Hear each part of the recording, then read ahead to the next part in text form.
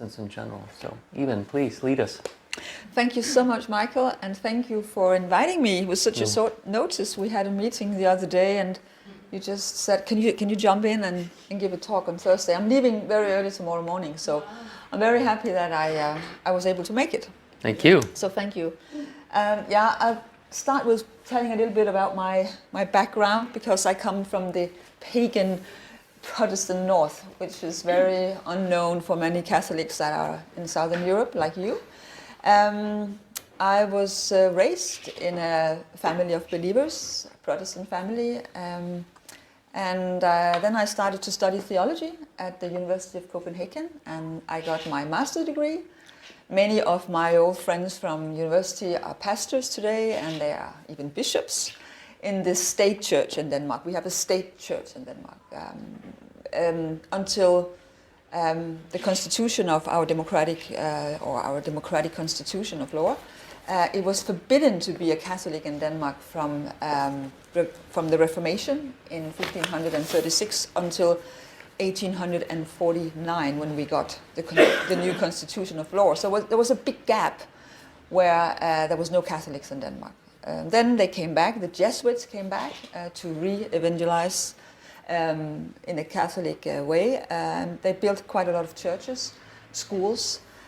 So there are Catholic churches in Denmark, but the Danish Catholic Church is a church of immigrants. It's people from abroad living in Denmark, and a few Danes. And a couple of years after I finished my master degree, I decided to convert. That's a whole talk in itself, why I converted. But I just realized, having studied theology, that Catholic theology was simply had the truth, which the Protestant theology does not have. But let me not go into that. So already when I converted, I had started journalism. I was already a columnist in one of the national newspapers in Denmark, writing about religion and society. I was doing TV. And then later on, after I converted and I realized I would never become a pastor in the Lutheran Church, I became a radio host at the National Public Service Radio for some years, and then I changed to another public service radio. But since I have been a syndicated columnist for so many years, I have both been a host and a guest. I have been invited to many debate shows, and I have done all the cultural war debates in Denmark.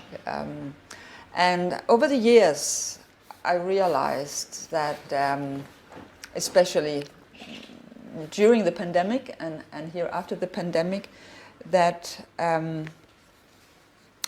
I was always talking about what was wrong. And everybody on social media is telling you what's wrong, but very few tells you what's right. Mm-hmm. And I think as a Christian, I feel more dedicated now to say what's right than what's wrong, because I have been in these debates for so many years, and being born and raised and being a public voice in a hyper-secular society like the Danish, where most people do not believe in God because the welfare state has replaced God. I have grown quite a lot of thick skin to be in opposition against the culture. But I think right now there is too much brokenness and too much suffering in our Western societies, that it can be fixed politically. A lot of people think if we just have a new government or a new political leader, then things are going to get better, like everybody believed that Trump would set all things right. He didn't. And I think there is so much brokenness spiritually and mentally that human flourishing cannot happen through politics anymore. I'm not saying that all the Catholics that are deeply involved in political parties and doing, good politics shouldn't do it, but I don't think anymore this is what Christianity really has to offer our society. I think we have to realize as Christians that if Christianity is going to be great again in our part of the world, we need to speak to all those people who have lost the meaning of life. Because like you said the other day, Michael, the spiritual vacuum is actually the new pandemic.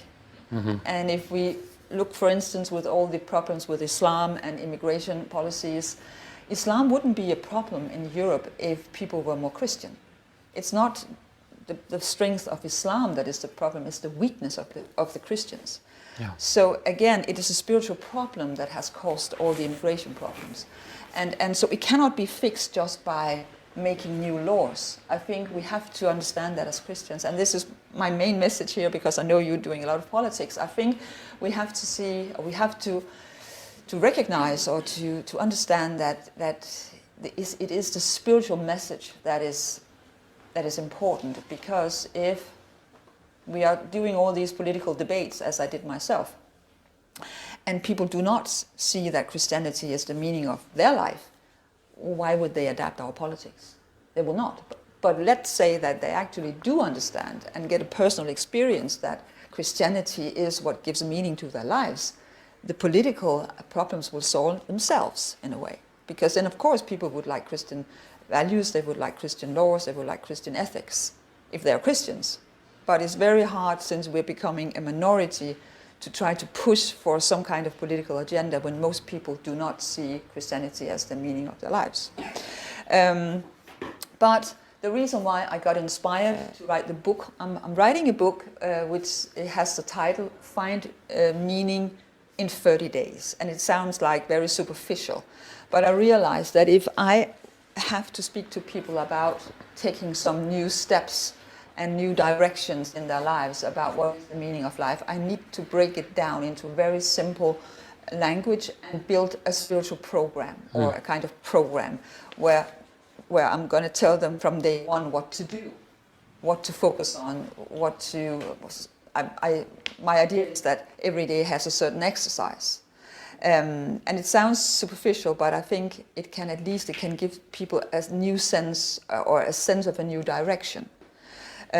So this is what I'm working with. And the background for my book is actually that the biggest problem that we have in Scandinavia, in many rich countries in the West, is the mental health crisis. Mm-hmm. In Denmark, we are 5 million people. And in 2020, almost 500,000 people were prescribed antidepressive medication. I mean, we're 5 million people, and 500,000 people are on antidepressant medicine or medication, and then there are all the people who are self-medicating with drugs like weed or alcohol or whatever. So that's huge. People who are not going to the doctors to get a prescription, and Denmark is absolutely number one when it comes to the use of antidepressive medicine. In all 19 European countries, Denmark is number two. Only it's Iceland that is number one. People are really not well in Iceland. And 15% of all Danish children under 18 years are diagnosed with a psychiatric, with some kind of psychiatric... 15%? 15% under 18 years old are diagnosed with a psychiatric condition. So that's quite a lot. And we really have a huge problem with our young people. They're not robust. Suicide rates are going up. So we have a really, really broken society. And I think now it is the time for Christianity to step in, because we have tried for many years to please the secular definition of life. Mm-hmm. And I think it's time now for us to muster up some strength and tell people more about what is the meaning of life. And it seems that wherever atheistic secularism has prevailed, people are suffering mentally. That's quite evident. And in Denmark, which is a Protestant country, it is materialism, it's individualism. But I don't think all these people who have those diagnoses, for instance, if children, I was at a talk at a youth club some weeks ago, and I was invited by a speaker, and she was talking about how to combat negative thoughts, like cognitive therapy, and that was fine. But when it came to the questions, all the parents, many parents asked, "My child is so afraid of dying. What am I going to say to my child? They cannot stop obsessing about death. I don't know what to say." And the speaker just said, "Well, I think you should seek professional help." And if they do that, they will get a diagnosis, say, "Okay, yeah, you have an anxiety disorder."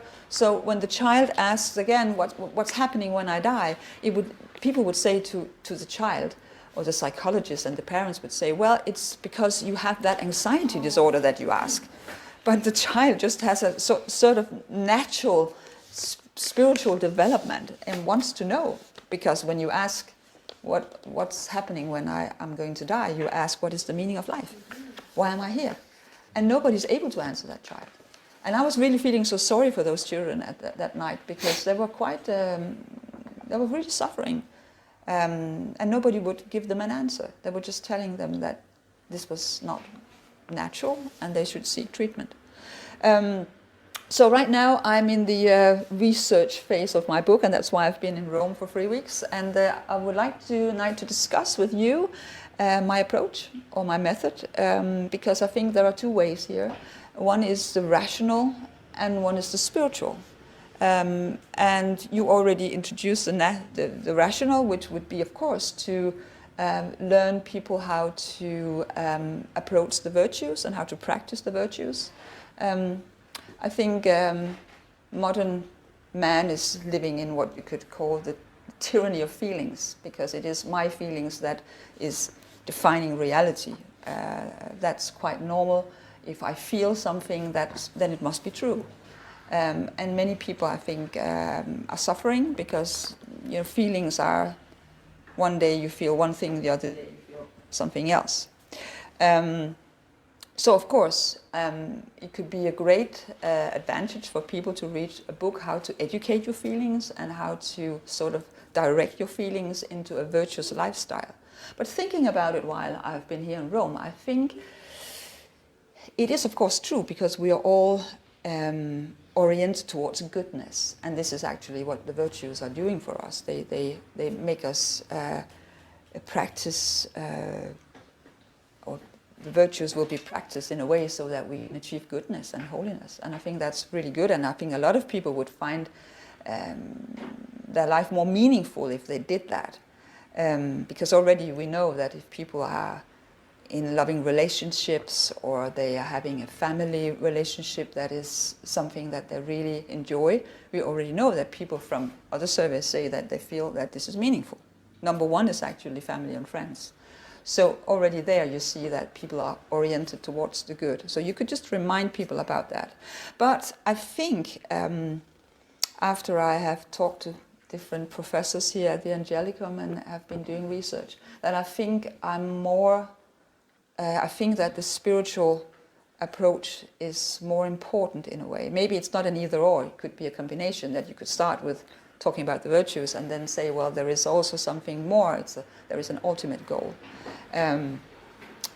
Because just 2 days ago, a new study, a scientific study was that actually has been done in Denmark, was published in The Lancet, the scientific magazine, and it tells that 80% of all Danes are looking for a spiritual connection, and that's really surprising.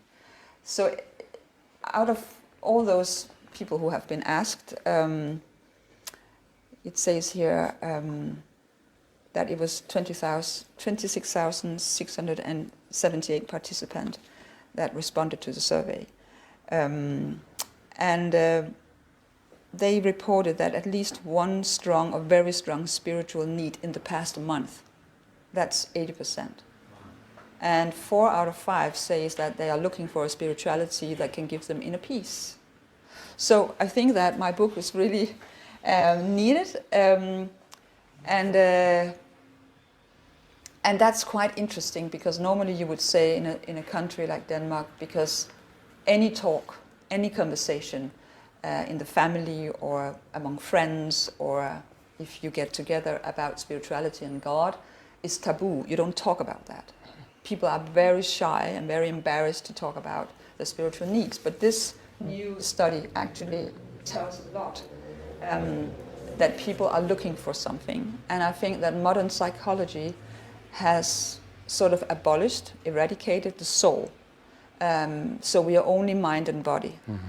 And I think we have to reintroduce the soul and help people to reconnect with the soul as a way to know God. Because for me, of course, I have to also had to reflect on what is the meaning of life. And going through all the philosophers and talking to a lot of theologians, I think for everybody it is to know God.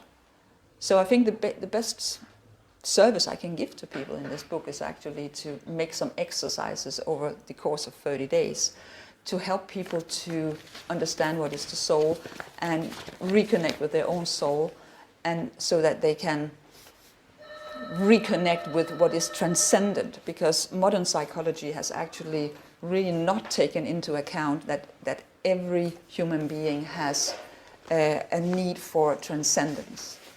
And all psychological research shows that whenever people feel happy or they feel connected to the world, it has to do with self-transcendence. That the sort of, are giving them kind of self-giving act. So it's very important. And I think that because this modern psychology does not talk about the soul, it is a handicap for people today because they don't understand who they are. It means that the anthropology has been changed. So people feel this need, which is this new study actually confirms.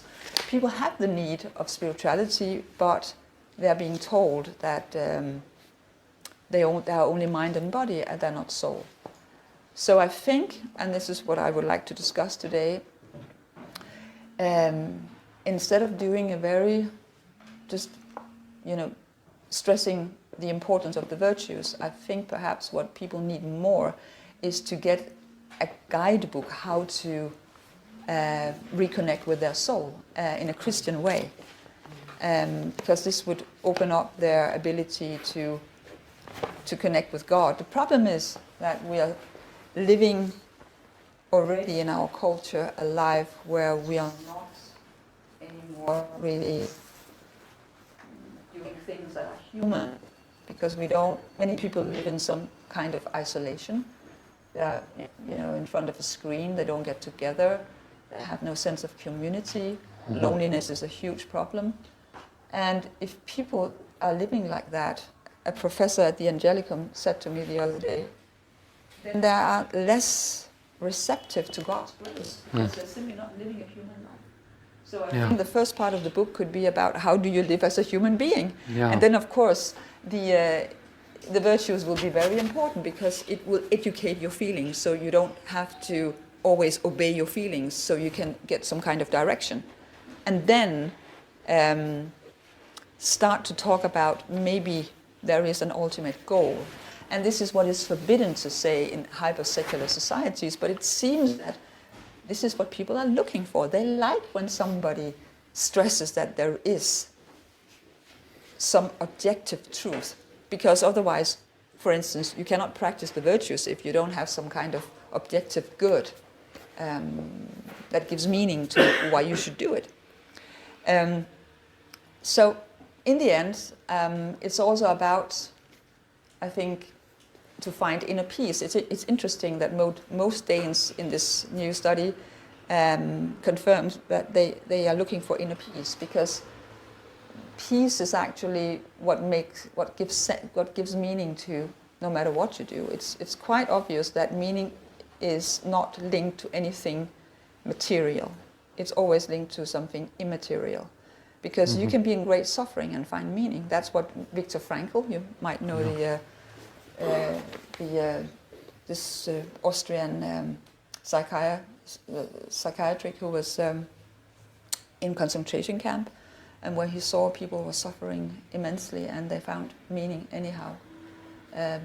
So meaning can be many things, but I think if you obtain peace, if you have peace in what you do, then it makes sense. And ultimate, God is peace. So if you have a connection with God and you get His peace, many things which might not be meaningful just by doing it all by yourself would suddenly make sense in a new way.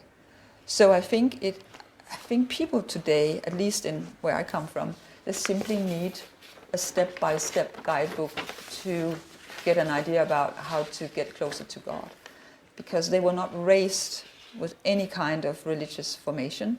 I have many friends who have never ever talked to their parents about God. Whoa. It was never ever not a topic at all at dinners or any conversation. They never had any kind of conversation with their parents about God.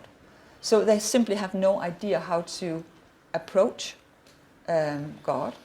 And I would say that the Protestant church is so secularized now, so I'm afraid that it doesn't give a lot of direction where I come from. And I think the Catholic faith is fantastic because grace builds on nature, and this is exactly what secular people actually I think would like a lot to hear, because it means that there is many people who are brought up in a Protestant country or culture would see faith as a certain jump into something unknown, like Søren Kierkegaard, the Danish philosopher, talked about. He talks about the leap of faith. Whereas the Catholic approach is more like Thomas Aquinas, where you are human, and because of the incarnation, it means that to be human and Christ, became man. So already being a human and doing, things that are human, you can interact with God as well, being, do true human things. And I think that would be fantastic for me to try to talk to the Danes about, because in a Protestant culture you simply don't have that kind of faith approach. It's more like you have this conversion moment, or you have this kind of, like I said, leap of faith, which might also be what is happening with people who are into the born-again Christianity. So I think the Catholic approach is very good for modern man, because you can even, make some kind of reference to the Stoic philosophers, and then you can talk about the virtues, and then later on you can talk about the ultimate goal, and how that everything we do as human beings are already oriented towards goodness, holiness, and eventually God. I think my 20 minutes is up. So I just I would be really happy to hear your reactions, and if you think it's a good approach to go with the spiritual aspect and try to make people understand that by practicing the virtues, that would eventually lead to a way they could be more open to God and reconnect with their soul. Yeah, so thank you. Thank you, Iben.